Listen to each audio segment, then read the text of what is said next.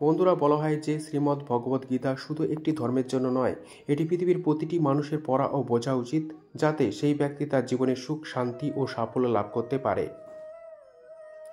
শ্রীমদ্ ভগবদ গীতায় মোট 18টি অধ্যায় রয়েছে এবং এই 18টি অধ্যায়ের মোট 700 শ্লোক রয়েছে, যা সংস্কৃত ও শুদ্ধ বাংলা ভাষায় লেখা, তাই সবার পক্ষে পড়া ও বোঝা একটু কঠিন হয়ে পড়ে। আর আজ তাই বিশেষ এই ভিডিওটিতে আমি আপনাদের শ্রীমদ্ ভগবদ গীতা 111টি জীবনের প্রতি পদক্ষেপে প্রয়োজনীয় শ্লোক সাধারণ বাংলা ভাষায় আপনাদের বলতে চলেছি, যা জানলে আপনি শ্রীমদ্ ভগবদ গীতার প্রকৃত অর্থ বুঝতে পারবেন। এই কারণে আপনি প্রতিদিন সকালে এই ভিডিওটি একবার অবশ্যই শুনুন। বন্ধুরা, আপনারা যদি এই ভিডিও অধিক লাভ পেতে চান তাহলে অবশ্যই হেডফোন ব্যবহার করবেন। তাহলে আসুন এবার জেনে নেই শ্রীমদ্ ভগবদ গীতার অতীব মূল্যবান কিছু কথা। শ্রীকৃষ্ণ বলেছেন, যে ব্যক্তির মধ্যে জ্ঞানের অভাব এবং ঈশ্বরে বিশ্বাস নেই, সে ব্যক্তি কখনো জীবনে সুখ ও সাফল্য লাভ করতে পারে না। কে কি করেছে, কিভাবে করেছে এবং কেন করেছে, এই সব থেকে যত দূরে থাকবে ততই সুখী থাকবে। একজন বিবেকবান মানুষ যখন সম্পর্ক টিকিয়ে রাখা বন্ধ করে দেয়, তখন জানবে তার আত্মসম্মানে নিশ্চয়ই কোথাও আঘাত লেগেছে। মোহ বা টান তার ওপর অনুভব করো যার ওপর তোমার অধিকার আছে।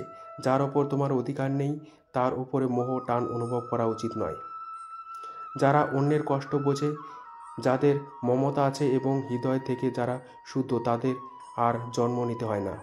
তোমার কর্মই তোমার আসল পরিচয়, নইলে এক নামের তো হাজারো মানুষ হয়।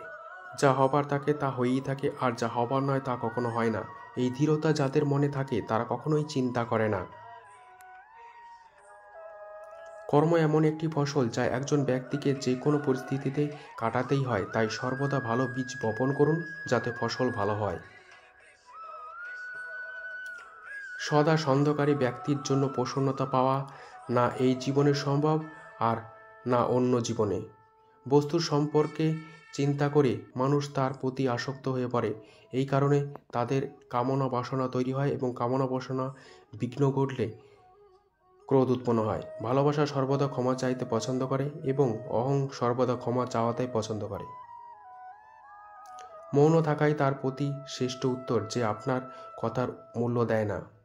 হে পার্থ, যাদের ব্যক্তিতে বিশ্বাস নেই তারা আমাকে লাভ করতে পারে না, তাই তারা জন্ম মৃত্যুর পথে এই ভৌতিক জগতে বারংবার আসতে থাকে।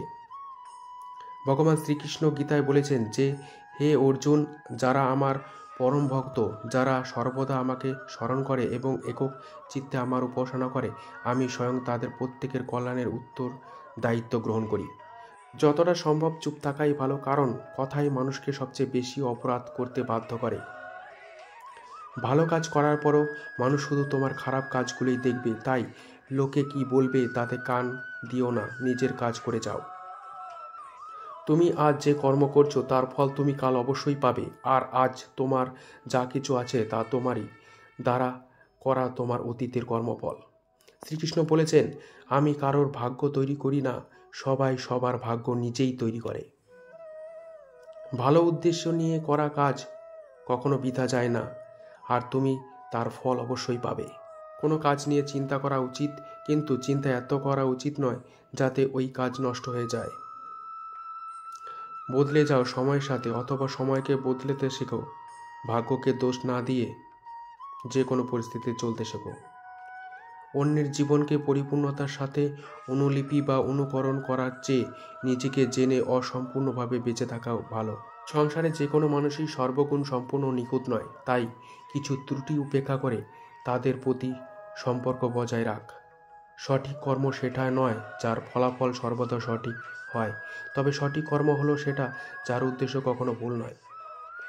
তোমার কেবল তোমারই কর্ম করার উপর অধিকার আছে, কিন্তু কর্মের ফল তুমি অধিকারী নও। না তুমি নিজেকে তোমার কর্মফলের কারণ মনে করো, আর কখনো কর্ম না করার প্রতি আসক্তি হয়েও।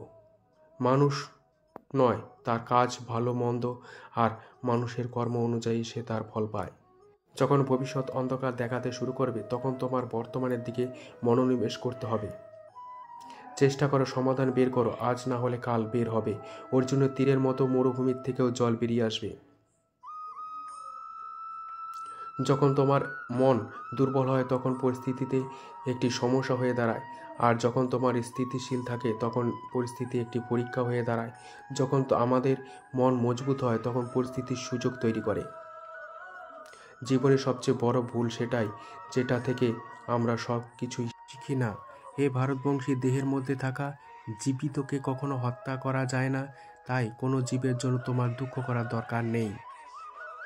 মানুষের মানবতা ঠিক ওই সময় নষ্ট হয়ে যায় যখন সে অন্যের দুঃখে আনন্দ পায়। সময় শেখায় কারোর জন্য অপেক্ষা করে না, আর না করার জন্য থামতে পারে। জীবনও তার সাথেই খেলে। যে খেলোয়াড় সেরা হয়। কষ্ট সবার একই রকম, কিন্তু আত্মবিশ্বাস সবার আলাদা আলাদা। কেউ হতাশ হয়ে ছিন্নভিন্ন হয়ে যায়, আবার কেউ সংগ্রাম করে জ্বলে ওঠে। মানুষকে তার কর্মের সম্ভাব্য ফলাফলের দ্বারা প্রাপ্ত জয়, পরাজয়, লাভ, ক্ষতি, সুখ, দুঃখ ইত্যাদি সম্ভাব্য পরিণতি ভেবে চিন্তাগ্রস্ত হওয়া উচিত নয়। তুমি যদি তোমার ভুল থেকে কিছু শেখো তবে ভুলগুলি হবে তোমার সিঁড়ি, আর তুমি যদি না শেখো তবে ভুলগুলো সাগর হয়ে